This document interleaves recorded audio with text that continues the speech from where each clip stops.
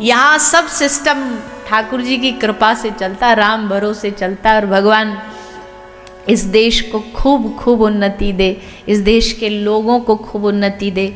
हम लोग कभी अपने मार्ग से भटके ना, अपने धर्म से भटके ना, इसी धर्म पे लगे रहें, सच्चाई के रास्ते पर, ईमानदारी के रास्ते पर लगे रहें, तो इस देश से अच्छा, इस भूमि से अच्छा और कोई नहीं हो सकता। यहाँ गली गली में भगवान का नाम चलता है।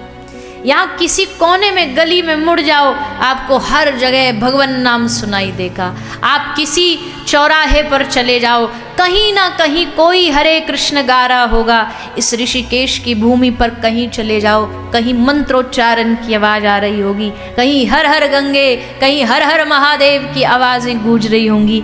ऐसी जगह, ऐसी भूमि जहाँ भक्ति ना भी करो ना, गंगा के तट पे बस बैठ भी जाओ तो भी आपके कान में सुंदर सुंदर मंत्र सुनाई देंगे। वृंदावन की भूमि में कहीं जाके बैठ भी जाओ, रात के 4 बजे भी कोई चीख रहा होगा, श्री राधे श्री राधे श्री राधे। ये भूमि न चाहते हुए भी आपको भक्ति से जोड़ देती है, इसलिए धन्य है। अहो अमीशाम किमकारी शोभनम प्रसन्न एशाम स्वदत स्वयं हरि। देवता भी इस भूमि पर जन्म लेने के लिए तरसते हैं, ऐसी ये भूमि श्री भारत भूमि। तो भरत जी के नाम से इस देश का नाम पड़ा भारत। सारे जहां से अच्छा हिंदुस्तान हमारा।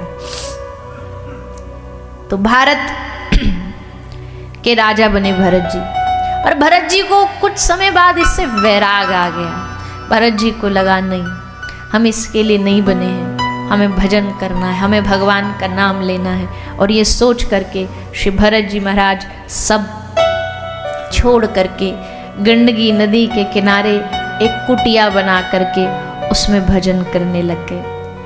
भजन करते करते करते एक बार किसी कारण से इनका मन किसी मृग बालक में फंस गया, हिरण के बच्चे में इनका मन फंस गया। मन उसमें लगा, लेकिन दया करनी थी, पर दया के बदले मन में मोह पैदा हो गया। मोह से धीरे धीरे धीरे अपने आप को इतना उस बालक में फंसा लिया कि अब ध्यान करने बैठते हैं तो भगवान का स्मरण नहीं आता। किसकी याद आती है? उस मृग शावक की याद आती है, बच्चे की याद आती है। उसमें लगते लगते लगते भजन छूटता चला गया, और एक दिन अंत समय में काल आया, और काल के आते ही याद आया उस बच्चे का, बालक का शरीर प्राण छूटे और वो एक मृग अगले जन्म में बने।